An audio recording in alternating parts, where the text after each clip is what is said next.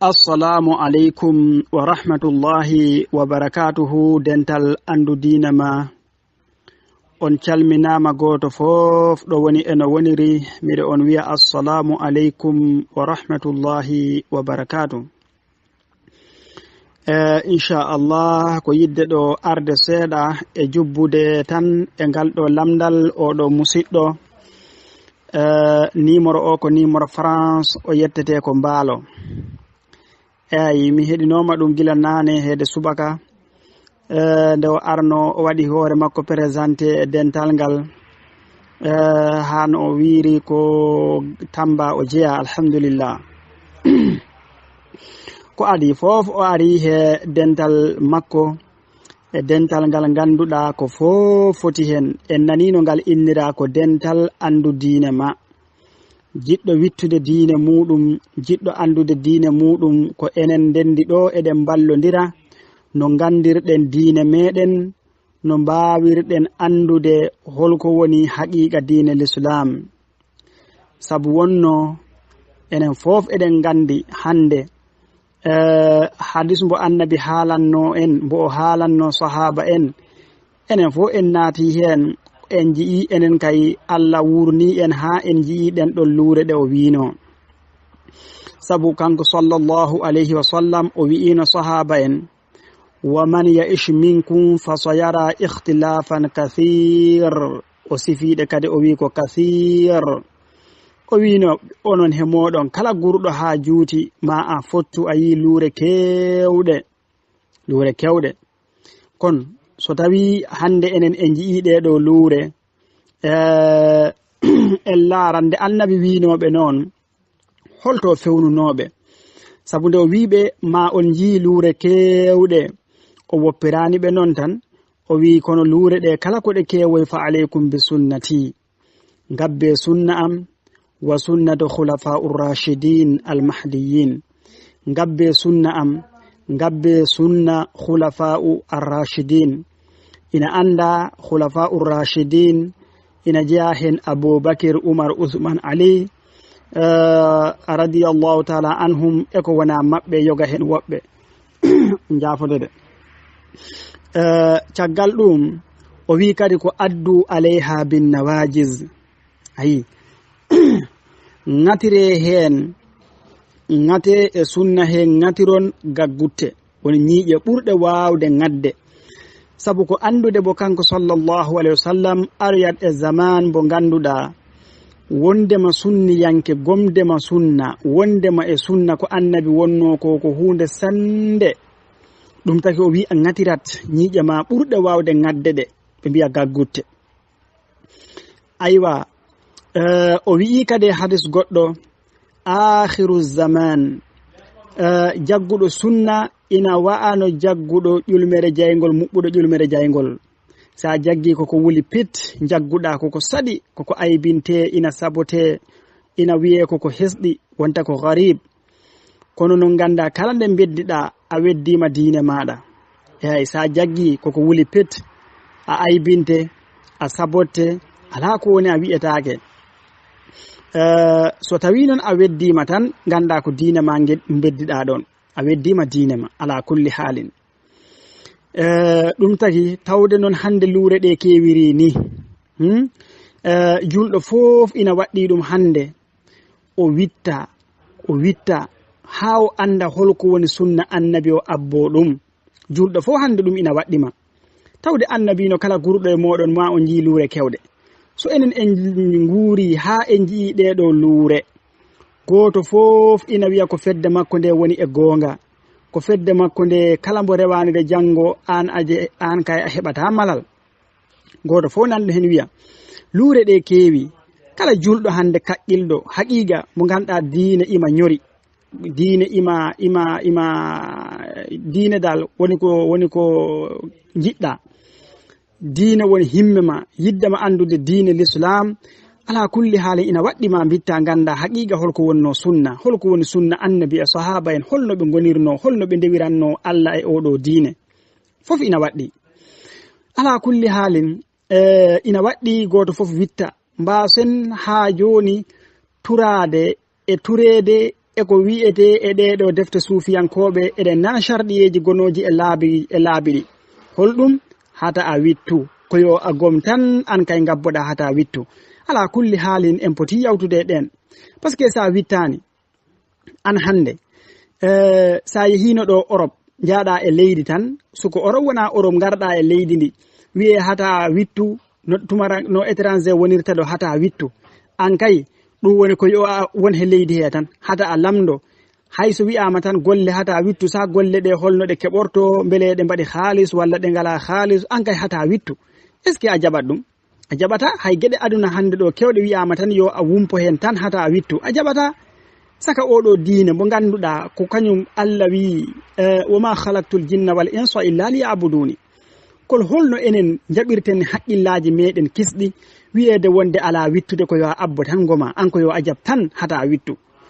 kon hande julɗo fof ina waɗɗi ɗum o witta o anda holko woni sunna o anda ko sunna woni diine ko diine woni sunna en mbi'ani noon yo o wittu e ceerno Ismaila Ba tan walla e Sambato e ala so a witti he oɗo so a nani oɗo haalanima ko ɗum ɗo woni sunna ɗum ɗo ko ɗum biɗa wittu e goɗɗo kadi keɗiniroɗa haqqille noon keɗiniroɗa haqqille tigi tigi tigi mbasa heɗirade ɗum woni yidde tan laara o ko o wima ɗum ɗo wona ɗum biɗa masalan hoto ɗum sosi e holno ɗum ardi e holto ɗum fuɗɗi oɗo biɗoma ɗum ɗo ko ɗum biɗa keɗoɗa kankone ko haalantama ɗum ko o wima ko biɗa ha mbawa andude noon haqiqa holto haqiqa o woni eyi kono hande kala mbiɗo yo wurhe o aduna men mbiɗa ka a julɗo jiɗɗo diine l'islam kono an kay a wittata an kay mbiɗa tan ko ɗum tan gomɗa ko ɗum tan gabbotoɗa ceerno pourtant hays mbimi soko golle aduna ɗo sa wonino ɗo aɗa liggo e leydi a wittat ta aɗa jogui golle de kono a wittat laara beele a heɓata golle ɓurɗe ɗeɗo moƴƴude par ce que aɗa wawi ɗo duumade ɗeɗo golle tan ndeke sa lamdinoma tan seeɗa a dañatno golle ɓurɗe ɗen webde ɓurɗe ɗen haalis a dañat ɗum kono ayi ndeke noon gila tan nde naɗɗa e ɗe golle wiye hata an membo golle goɗɗe ndeke ɗum yakkanima ko heewi ɗum ina wawi yakkandema aɗa wawi yaade ha kariye ma gasa e koñɗo golloy ndekete yo koñ nafata ndekete yo an sa wittuno an golle assalamu aleykum wa rahmatullah dental andu diine ma on calminama goto fof ɗo woni eno woniri miɗo on wiya assalamu aleykum wa rahmatullahi wa barakatuh so ɗon ɓenni inchallah jinmiɗo arde seeɗa ko ɓeydude seeɗa en nani ceerno Ismaila Ba o haali o jaabima lamdal ngal woni oɗo musidɗo elle ko Oumar Mbaalo toon e France inchallah ngal o lamdino omo yiɗi andude ko woni tariq beele kañum ina wonno zamanu annabi walla ala ko caggal defte ɗe bindama fof caggal mum tariqa ari mana ko ɗum woni ko humpa eyi ayi ɗum ko ɗum woni joni o message mo gardinmiɗo ɗum ɗo ina jeeya hen andi joni masalan neɗɗo so a woni kala ko enen fof eɗen gandi mi adoro hoore am taw min kaldowo he moɗon o min ko tijjaniyanke gonnomi tijjaniyanke 100% mi wirdi duuɓi kewɗi eyi defte maɓɓe ɗe alhamdulillah jangeteɗe he duɗe meɗen ɗe mi jangiɗe mi humpaka ko woni hen aywa kono neɗɗo ko jinmi wiide kala ko mbawɗa wonde si a nani e ɗum haale haala ina wiye ko bida ala wona bida ko sunna ala wona sunna ceerno immano ɗum bitta hata a wittir pour yidde hen aybinde walla goɗɗum hata a wittir sabu a hoolaki ala hande so a okkanoma ɗo ñamde wiya yo a ñamde ha pari noon nanɗa woodi noon ñamde nde ko nde waɗi a angistotan ñamande na walla ala a wi aɗa accu taw mi daƴande taw a daƴande ɗa wiye nde ñamde kala nde ñam goɗɗo wima hayso wona gonga noon hayso wona gonga para ñamde taw wima pourtant nde ñamde noon aɗa foti taw wittude ganda ñamde nde par ce que mi hoolaki nde o manki holnade a ñamatade surtout wiye koko warata a ñamta a immoto jaha bitta laara walla lelnade ɗa kono enen noon o diine meɗen enen ko taki en mbata noon he o diine diine a wona ɗo e huunde nana inde wiye ko nde biɗa mbita isɓe ganda ko haalta ɓe ko wahabiyankoɓe ɓe ko naggam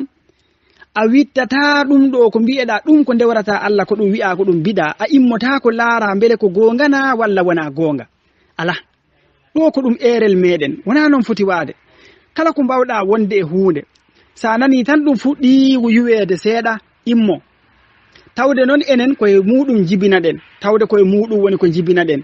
enen koye laabi hen jibina ɗen ɗin tawɗen e mbawa ɓoccitade ɗi premiére gurdam meɗen amma noon so tawi wona ɗon sa yeehi ha woni a janggi walla woni mawɗo gorko kellifaɗo mawɗo jo jaarowo haqqille makko kala ko natata on ɗon kay o fotani nadde e hunde gila premiére so wona ombo witti ha o heɓana ɗum dalilaji celluɗi nde o naata hati on wumpo o naata ha janggo o nana e ɗum yuwe o wiya yo o yilanayo ɗum dalilaji ko ɗo ulamaw en jafo ɗon ko ɗo hewɓe ulamaw en mbita nden a nunɗata abadan kala nde gonɗa ɗo laawol premiére ko hen jibinaɗa hen mawnuɗa a natiranogol saabu dalil wona dalil natirnoɗa e maggol joni noon so yehi ha duuɓi yeeso a tiiɗi hen a waɗi hen ɗaɗi sa nani e ngol yuwe mbiya accu jomi immanogol dalil a nunɗatajo he ɗaɓɓoygol maɗa men bo dalil kala aya mo jiiɗa ñappanagol tawa yaadani ɓadodirani boom kono so tawi neɗɗo yehi ha wonɗo tolni heɓani taw nadde laawol hay gotol ɗo he a nadde kala laawol bawgol wonde wittugol wittu ha keɓanagol dalilaji to alqur'ana e sunna celluɗi nde naata a yiyat janggo e janggo kala nde neɗɗo ƴorɓima toon wima an ko gonɗa ko ɗum ɗo ko ɗum biɗa walla ko ɗum naggam aɗa jogui dalilaji ma celluɗi saabu ko dalilaji nannunoma hen wona yidde nannunoma hen wona wonde baba am e nene am nan hen tan nanmi walla saabu ceerno am nan hen tan nanmi ala eyyi kono ko ɗum ɗo woni ko adi aywa amma su'al o jiɗɗen wiide musidɗo ta koye raɓɓinɗinade tan hati haala heew ɗiɗo laabi suufiya fof bawɗi wonde ɗi fof ko ɗi cosa ɗi puɗɗa ɗi caggal dendagal ɓarnuji moƴƴuɗi ɗi annabi mantunoɗi dendagal yimɓe moƴƴuɓe dal yimɓe moƴƴuɓe ɓe annabi yino khayrukum qarni summa alladhina yalunahum ko ɓuri fof moƴƴude e qarnu e dal e zamanu yimɓe ko mo gonmi e mum e dewɗo hen ɗiɗo ɗi annabi manti ɗi wi wonde ko ɗi ɓuri moƴƴude ko caggal ɗiɗo gasi ha laaɓi pes nde haala ɗiɗo ɗarigaji puɗɗinanede e diine l'islam eyi aywa to bange ɗiɗo laabi tawi ko haqiqa ɗi jeyaka e diine nanɗa bange laabi ɗi nanɗa bange diine o nanɗa bange laabi ɗi nanɗa bange sabu hadiseje kewɗe ɗum tindina nde annabi hadis goto haali o wi kanko o waadi a sahabaɓe adiɓe ɓe ko ni wayno batiman maheteɗo huɓere mahetede ɓe o annabi ara maha hedda o ara maha hedda o ara maha hedda o ara maha hedda ha annabi cakitiɗo o heddi ko fodde birikare wotere pet woni ko heddi so nde tegama tan suudu ndu timmi lamdo hadis o kala mo jiɗɗa mbele o wodani ombo woodi suudu ndu ko birikare wotere heddi so nde lelama tan suudu ndu timmi suudu ndu woni diine o annabi ko hennula o winde o ari o ƴetti birikare nde ɗo he ko yaltata aduna o tegi birikare nde gasuy suudu timmi hanti hay hunde ndu soglani ɓeydede hay dara ndu soglani ɓeyde sabu sondo suudu ndu endu sogluno ɓeydede aboubakir ɓeydanno aywa umar ibnul khattab ɓeydanno aliyu usman ɓeɗo sahaba en wodanno kamɓene koɓe ɓeydi e laabi sondo ɗiɗo laabi ina hanno julɓe ɓe ballinoroɗi e de maɓɓe Allah ɓeɗo moƴƴuɓe sahaba en wodanno e maɓɓe kay puɗɗuɗo laawol pour kanko kala kamɓe ɓe jiɗanano en moƴƴere walla ɓe gandano wodanno e maɓɓe puɗɗanɗo e laawol ha ballinoroɗen golɗon laawol pour e dewal meɗen Allah walla siko ɓe mbita laabi ɗi ko ha cuɗoroɗaɗi nden ɓe puɗɗananno en laawol ha cuɗoroɗen ɗum he oɗo diine men kono holno cuɗortoɗen he o diine men ko ganduɗa gadduɗo ko suɗete ko on o yeehi caggal muɗum wiye yo en cuɗɗenen wawa wonde ala kulli annabi nde o ari nde o tegi birikare nde gasi diine ko ɗo gasi ha laaɓi kala ko wiite diine kala ko wiite diine nde annabi yaltata e aduna ta ala ko o heddi ala fof ko sogli ko ɓeydoye caggal makko ala kulli haalin so tawi noon koto bange hono wiite wi'ede caggal annabi defte ɗe ndendinama caggal annabi hono wiite mazhabuji ɗi ngari mazhab Malik Shafi'i Abu Hanifa Imam Ahmad ɗi fof mazhabuji ngari ko caggal annabi aywa ɗiɗo mazhabuji ɗi ngari caggal annabi kono ɓeɗo ɗiɗo mazhabuji hay mazhab goto wi'ani annabi koko longini ɗum mazhab o hay goto wi'ani annabi koko hoyɗini ɗum mazhab o hay goto wi'ani ɗum annabi ko ɓe fottuɓe ñalowma annabi okki ɗum ngol ɗo oɗo mazhab makko comme no mazhab Malik Shafi'i Abu Hanifa hay goto e maɓɓe haalani ɗum te wondude kanko Imam Malik en rahimahullah Imam Malik jama annabi ɗo o janginanno ɗo jama annabi ɗo ko ɗon o janginanno annabi nan leli ɗon omo jangina ɗon wondude he ɗum o meeɗa wiide annabi feeñanimbo e koyɗol mi wi'ani yagazatande ko koyɗol e hoore muɗum annabi o meeɗa wiide annabi feeñani ɗum e koyɗol yamiru ɗum dewal Allah dendagal mazhabu makko ko nanta mazhab Malik Shafi'i Abu Hanifa ɗuyɗo mazhabuji koto bange ijtihadiyi ilmi koto bange gandal holɗum Imam Malik nde o wima farillaji salligiɗi nde o wima ko ɗi jeeɗiɗi holto o wi a lamdima ɗum dalil o witama o yaltiniɗi koto alqur'ana e sunna holɗum Allah wi idha qumtum ila salati ba'da a'udhu billahi minash shaitanir rajim ya ayyuhalladhina amanu idha qumtum ila salati faghsilu wujuhakum wa aydiyakum ila almarafiq wamsahu bi ru'usikum wa arjulakum ila alka'bayn wana ko ni Allah wi o wi so gimmima oɗon juula loote jeese mon loote juuɗe mon loote koyɗe mon maske hoore nde walla maske hoore nde looton koyɗe de ayi joni noon o wima ɗum ɗo ko farilla sabu ko Allah yamiri ɗum to alqur'ana ɗum ɗo nani ko ɗum farilla ɗiɗo nayi o jaltiniɗi e alqur'an wana faghsilu wujuhakum wa aydiyakum wamsahu bi ru'usikum wa arjulakum ila alka'bayni ɗiɗo nayi joɓel ngel o wi joɓel ngel ko anniye sabu annabi wi innamal a'malu binniyati wa innama likulli imri'in ma nawa nani joɓel ngel nani aywa jeegaɓel ngel e jeegaɓel ngel o wi sa laari dendagal salligaji defte cifiɗe no annabi salligorto fof hadiseje gadduɗe ɗum de ɓe mbi annabi so mbo salligtono o yigganno kadi o yaccotono ayi o wi tawde ko noon awa yiggude nde e yaccade nde koye farillaji jeeya koye farillaji kono sa watti ɗum hen wona jeeɗiɗi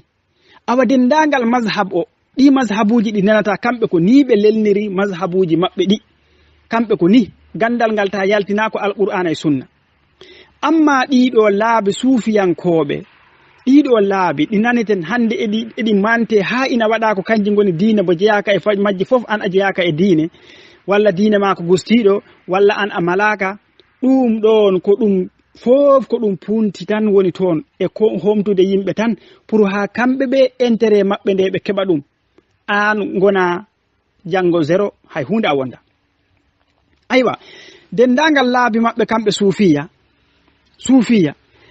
laabi ɗiɗo fof surtout suufiyankoɓe sakitiɓe ɓe noon woodi andi suufiya adinoɓe ɓe ɓen hay goto joganoki laawol ɓen koɓe tinnotono tan ɓe ndewa Allah jemma e ñalowma da'iman ɓe ɓeydano hay hunde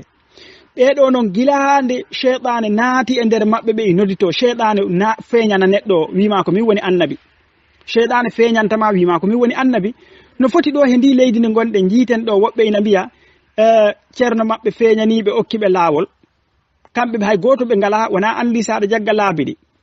laabi ɗi a jogoto muqaddam jaha to goɗɗo jagginma woodi ɗon mo ganduɗa on o wi ko direct ko ceernajo mawɗo o feeñani ɗum okki ɗum laawol ngol. Assalamu aleykum wa rahmatullahi wa barakatuhu jam ñalle mum dintallah andu diine ma on calminama on jettama on jurama caggal salminde on so tawi ko lamdal oɗo musidɗo Umar Mbaalo elle to e France a salminama yettama ane wondi ma en calmini kadi garam bokum ton yonga bokum ko neɗɗo am no feewi toon. Aywa amma tariga ko lamdiɗa mbiɗa so tawi tariga nde arata ko ɗo tawi diina o walla diina ko ɗo tawi ɗum. Tariga kala ko wiyete tariga laawol ay woni laabi suufiyankoji, laabi ɗi ngannduɗa joomum en enen cosiɗi pour rewirde ɗi Allah, pour ɓattorade ɗi Allah, woni laabi birditeɗi walla laabi ɗi ngannduɗa ene waɗi wirdeji, ene waɗi wirduji, ene waɗi sarɗiyeji, aywa e ko nandi hen. Bila istisna ko alda e ittintinde ɗiɗo laabi nde ɗi ngarata ko caggal nelaɗo sallallahu alayhi wa sallam yawti ko ɓooyi. Nelaɗo arino ha yawti, sahaba en garino ha ɓe jawti, tabi'ina en garino ha ɓe jawti. On waktu ɓeɗo suufiyankoɓe yoga e maɓɓe goto hen sosi, goto fof sosi hen laawol muɗum, sosi laawol muɗum, innitiri laawol ngol laawol hoore mum, ene nodda hen yimɓe, ene wiya ɓe mbirde kaza, du'oroɗe kaza, ɗum ɗo ko sarɗi e laawol ngol, ɗum ɗo wona sarɗi e laawol ngol. E raɓɓinɗinade ɗiɗo laabi fof bila istisna ko alda e ittintinede ɗi ngari ko caggal nelaɗo sallallahu alayhi wa sallam, haydi tawaka e jamanu sahaba en. Eyi Aboubacry, Umar, Ousmane ɓen ganda ɗi laabi, nelaɗo hoore muɗum anda ɗi laabi. Eyi ɗiɗo laabi e raɓɓinɗinade laabi ɗi ko laabi cincaɗi, ko cosaɗi, ko ɗi bida. So tawi haɗa nana bida, ko wiyete bida ko ɗiɗo laabi ko hen ɗi tawa, eyi koye bidaji ɗi tawa. Sabu to alquran Allah jippinani en aaye, o jippini on ko e nelaɗo sallallahu alayhi wa sallam, e on ɗon aaye Allah ko ɗon tindini en, o andini en wonde hankaden kala ko yimɓe katondini e oɗo diina, ko eno yettina en Allah, ko eno yettina en weluye Allah, ko eno yettina en aljanna, fof haalama, fof jippinama, fof janginama. Eyi kala tan no Allah ɗaɓɓirte, kala tan ko neɗɗo ɗaɓɓirta weluye Allah, Allah jippini ɗum, haalani en ɗum, adi nelaɗo sallallahu alayhi wa sallam mayde. On aya eno to alqur'ana tindinɗo wonde kala garɗo caggal nelaɗo sallallahu alayhi wa sallam addi ko wona ko nelaɗo Allah yamiri e ko wi, ko noddittoɗo. Eyi haala makko wona gonga, sabu Allah wi alyawma akmaltu lakum dinakum wa atmamtu alaykum ni'mati wa raditu lakum al-islam dina. Allah wi alyawma hande, ɗum ko Makka waɗi tawa ko ñande Arfa, nelaɗo eno dari, oɗo aya jippe makko Allah wi alyawma hande akmaltu lakum dinakum, mi timminani on dina moɗon o, mi yettinani on dina moɗon o, mi welanama on islam dina. Ko waɗi Imam Malik rahimahullah, imamu ahlu sunna wal jamaa, imamu darul hijra,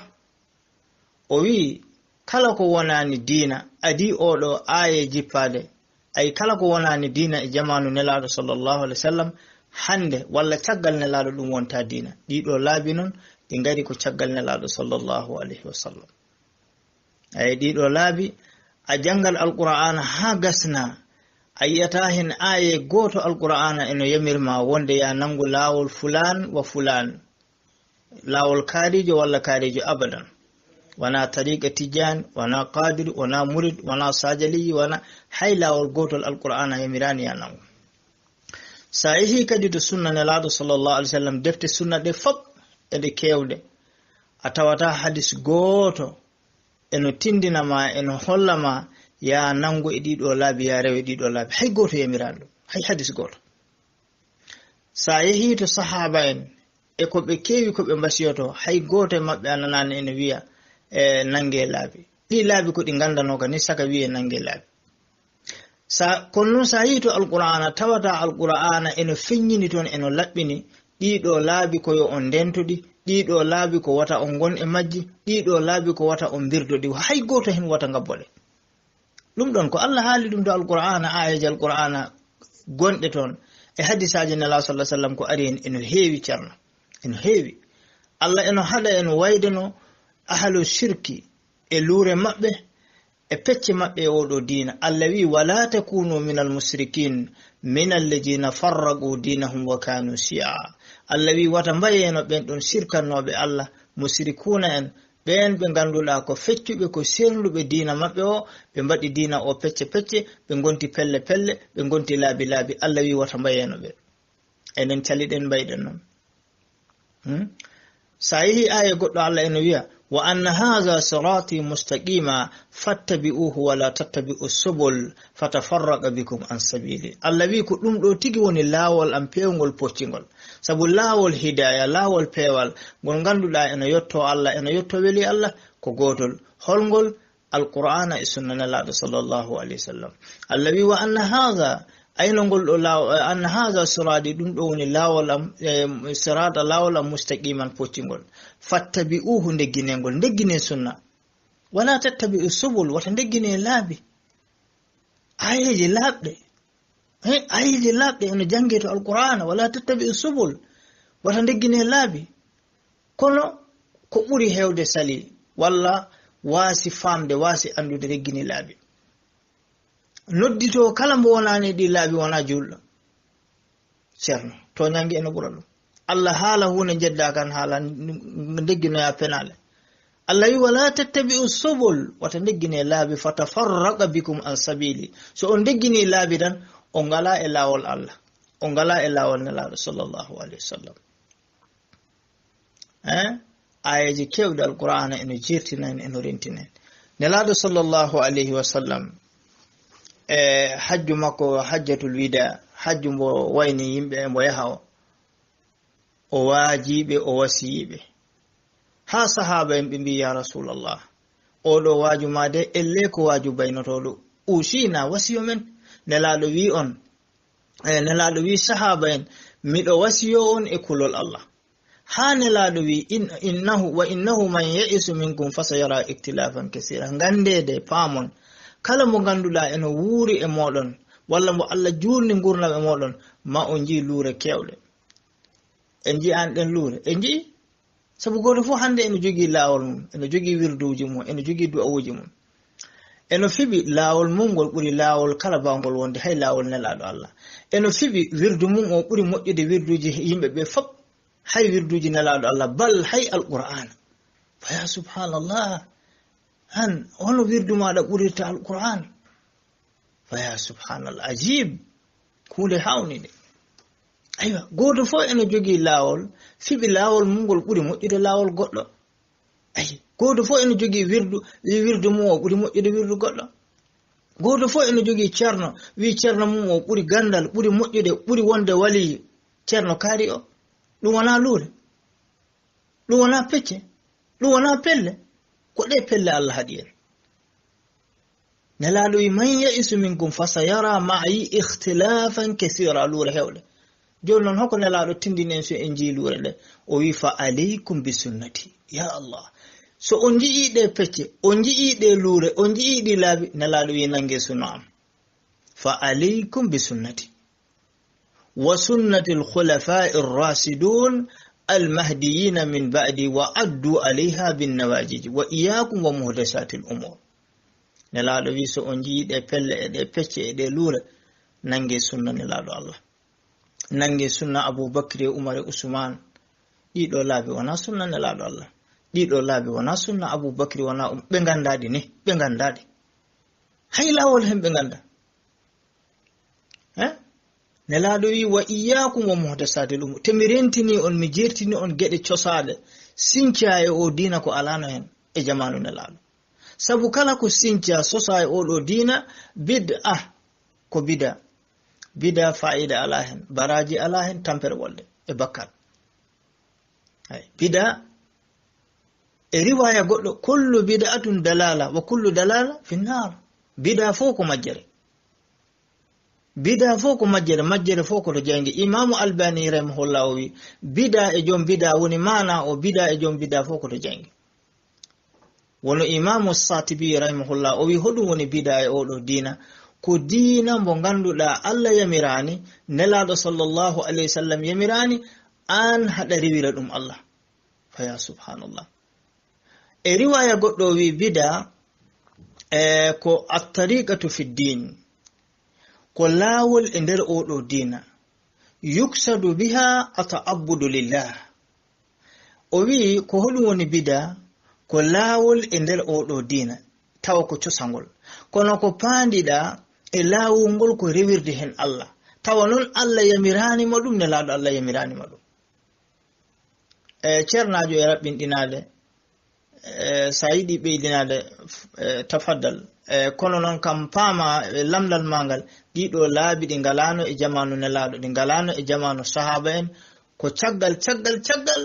dido laabi di cinca di ciosa di mada ko di dina hay goto yamiraka yo nangulawol hay mazhabaji di ganduda ko mazhabaji di ganduda eno hala bangal masalaji dewe Allah e ko yowiti hen hay goto forsaka hay goto waddinaka ya reggi Malik walla Shafi'iyya walla Abi Hanifa walla Ahmad kala hay goto waddinaka yo reggin goto be Allah ko yamiri en ko en doftombo en dofto nelado Allah adi Allah wa adi ar-rasul ko be ko alqur'ana e sunna nelado sallallahu alaihi wasallam so tawino lural ari Allah wi ko yo on duttoto alqur'ana fa in tanaza'tum fi shay'in farudduhu ila Allah war rasul dutte dum to Allah ay faade deftere makko ton daron o do masala mo lurdon hono way jahon to sunna daron o do masala mo lurdon hodum nelado Allah wi do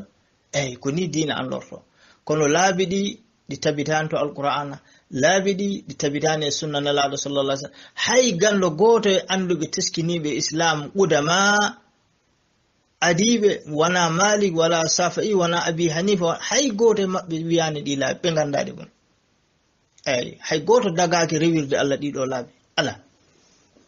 hada addana dewe Allah to alqur'ana e sunna nelado sallallahu alaihi wasallam hol e meden bawdo humnude den dewe ko Allah yamiri en e sunna nelado Allah wana wirduji mum wana du'awuji mudum wana kala kalaji mudum hol fof e meden bawdo darade timmina enen ko jami. Assalamu alaikum wa rahmatullah dental andu diina ma ha joni ko min yidi jokkondirde e modon hengal do lamdal odo musiddo odo Umar Mbalo ala kulli halin eden poti famde ganden holto woni aswas dido duruboji aswas woni ngorondi ndi holto di ciosi holno di gardi holto di gimmi kanji si alaari to di ciosi di gimmi koye koydi walla e yagaza tan holdum dariqaaji di woni dido laabi atawa di gimmi ko neddo o wiidema mi fottiye annabi yitere e yitere ra'ayal ayni nde min potti ra'ayal ayni woni o min pottume annabi ni o darimi o okki kam laawol amgol min ko annabi okki kam gol annabi okki kam gol ala kulli halin te se alaari alqur'ana se alaari alqur'ana e hoore mudum annabi e hoore mudum ko o bi'aado yo o abbo alqur'ana tellinaado e makko o annabi e hoore mum Allah wi dum o alqur'ana mo tellinme ma abbo o hata abbo ko wona makko de o ngabbotoda te kadi hay huunde hata fepindo hen hay huunde hata haal hen ko ganduda min Allah mi haalnani madum ala wana te odo annabi o Allah wi kadi wa ma yandigu anil hawa in huwa illa wahyun yuha aywa annabi halta bilade fitandu makko wana o halta kono sa laari annabi de o wuuri e hoore mum ko shar'i nanno ko o yamiranno ko Allah yamirno dum yo o yamir ko dum woni ko o yamirta aywa beedo non dido laabi be mbi wonde ko annabi feeñani be okki be laabidi annabi feeñani dum andi sondo fo neddo o wiino andi joni ko do almubbe be joni jaggube laabidi be ko do be jidi lelde da be jabatama haalande ko no laawol ngol susirani kambe be biita matan laawol ngol ko la ilaha illa Allah ko Allahu akbar ko salatu ala nabi astaghfirullah ɗiɗo konngudi eɗi ngari to alqur'ana eɗi ngari to alqur'an wona ɗum woni asaso wona ɗum woni ko ngorondi ndi wona ɓi masalan ceernajo o wona o biiɗo laawol amgol cosmigol min laawol amgol min taki darnumi laawol min ko taki darnumi laawol ko tawde Allah wi mbaɗe astaghfirullah wastaghfiru rabbakum paame ɗo ko jinmi haalde ko sondo ceernajo o wiino min cosmigol ɗo laawol am ko tawde Allah wi wastaghfiru rabbakum innahu kana ghaffara rahima walla wastaghfiru rabbakum yursilu alaykum midraran wa yamdidkum bi amwalin wa banin joni tawde Allah wi mbaɗe istighfar tawde ko noon Allah wi min ko ɗum tagi miɗa waɗa oɗo istighfar tawde annabi wi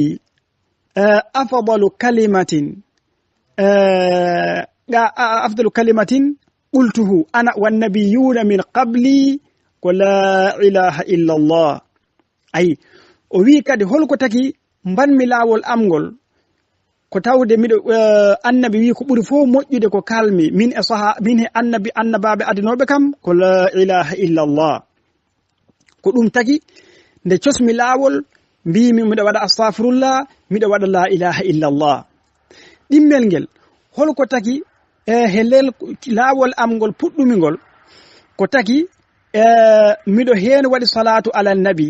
ko tawde Allah wi ya ayyuhalladhina amanu sallu alayhi wa sallimu taslima ko ɗum ɗo taki cosmi laawol amgol mi anda so oɗon paama sondo o wiino ni ko ɗum ɗo taki min puɗɗumi laawol amgol ko ɗum ɗo tawa laawol ngol ko ɗum ngol waɗi ko salatu ala nabi astaghfirullah la ilaha illallah gasi wona gasi salatu lima o huliga ala ton sabu on sa wiyama holto immi a ittatambo to alqur'ana a ittatambo to sunna o ala aywa jawharatul kamal a ittata ɗum to alqur'an a ittata ɗum to hadis ala fof ɗo woodi kala jogiiɗo dalil woodi ina ari to sunna tafaddal yo o ar o haalana en hakay hadis mum ari o haala fof kala mo message o waawi yottade minen min gañani ruttede ko min kaali ko wi'e wona gonga sa addi tan ko aɗa ruttira ɗum so tawi kadi salatul fatih lima o huliga mi nassa ɗo ha laaɓa so tawi tan kadi woodi ganduɗo ɗuɗum ari e hadis sallallahu alaihi wasallam wonde annabi ina janganno ɗum walla sahaba en yo o addu aywa walla so tawi ko to alqur'ana haala yo o addu sabu eɗen gandi ne laaɗo men nde Allah wi ya ayyuhalladhina amanu sallu alayhi wa sallimu taslima sahaba en lamdino ɗum holno min juulirta e maɗa ɓe lamdino ɗum hombo salatu o janginno ɗon qulu allahumma salli ala muhammad wa ala ali muhammad salatu ibrahimiya ko on o janginno sahaba en kono andi on ɗo hay goto lurodiraka ɗum kono sondo kadi ko o neɗɗo o sosirno o wi'e kadi ala ko mbawɗa hen o adda dalil mum to alqur'ana holɗum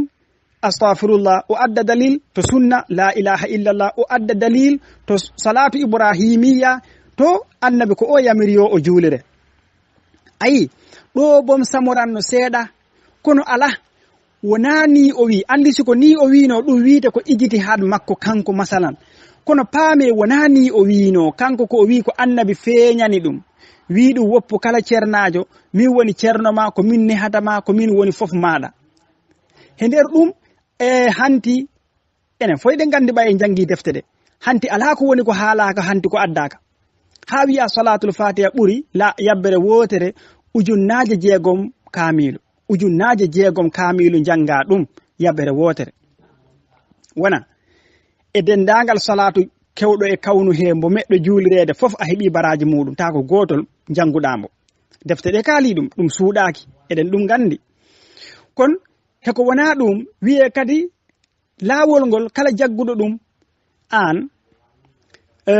hayso ko an tan en nani sharɗiyeji ɗi no foti heede jeeɗiɗo e natiro e aljanna sabu maɗa eko wona ɗum kono sa laari ɗeɗo ɓure tawa ɗeɗo ɓure ɗe sahaba en hay goto e mu'en heɓano valeur martaba yottade hebde laawol ngol ganduɗa e ngol jogingal ɗo ɓural ɗiɗo mazhabuji ɗi dewreten Allah ɗiɗo mazhabuji mo ganduɗa hande saɗa salligo kono mazhab imam malik yamiririni calligorta kono mazhab o wini juulirta kono mazhab o wini gaskirta kono mazhab o wini cakkortoɗa kajjiroyta wondude ɗum a nanani en nanani to ngal ɗo ɓural to malikiyankoɓe wiye gonɗo imam gonɗo malikiyanke fof ko ɗum ɗo e ɗum ɗo e ɗum ɗo e ɗum ɗo ananta ɗum toon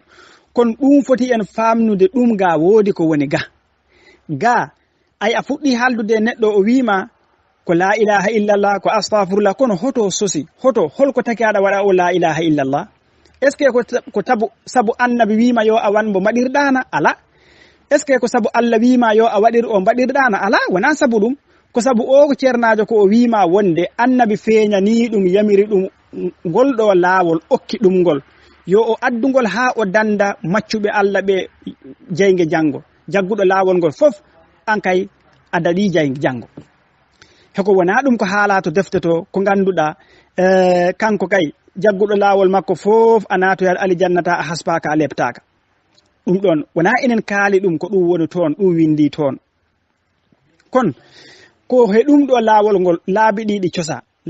cosa ɗi cosaka he dow alqur'ana e sunna ala laabi ɗiɗi cosa ko he annabi feeñani kam koyɗol o yamiri kam nde ɗo hunde kon joni ko ɗo noon ulamawu en mbi holno ɗum sellirta annabi sallallahu alaihi wasallam ko o yalti aduna ko ina yaha duuɓi ujunnaje alaambo o meeɗi feeñande heɗi e gila to sahaba en haa to taabi'una en haa to taabi'una en heɗiɗo ɗarnuji ɗi o wiino wonde ko ɗi ɓuri moƴƴude fof hay gooto wi'ani annabi feeñani ɗum yitere e yitere ñalowma mi yi'ani koyɗol de ko ra'ayal ayni yitere e yitere annabi feeñana ɗum tan hay sondo wodani saa ko okki ɗum ɓeɗo fof hay gooto meeɗa ɗum haal ko ɗo taki ulamawu en mbi abadan wona goonga sellani